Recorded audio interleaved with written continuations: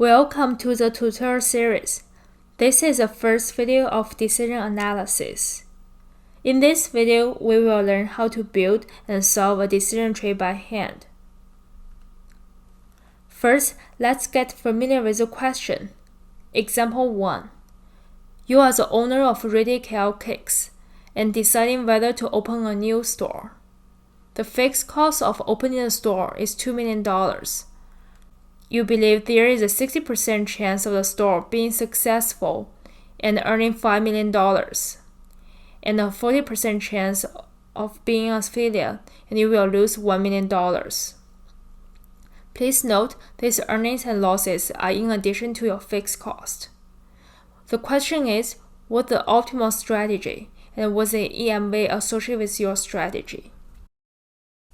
Next, we are going to construct the tree. Square represents a decision node and a circle is a chance node. Here we have two options, open and not open.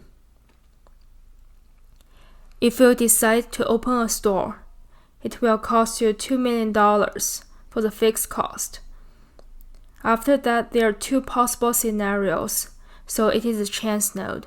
It is either a success or failure. The probability of being successful is 0.6. For failure is 0.4. The payoff for success is $5 million. For failure is negative $1 million. If you are not going to open the store, the payoff is 0. For next step, we will solve the tree. It is a backward calculation, so we will start with the EMV of opening the store.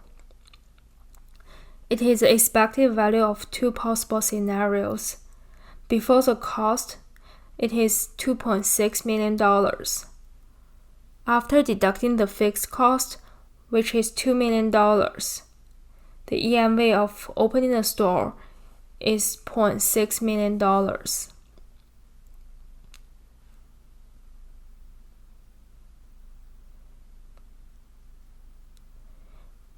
Since the EMV of not opening a store is 0, which is less than $0.6 million, the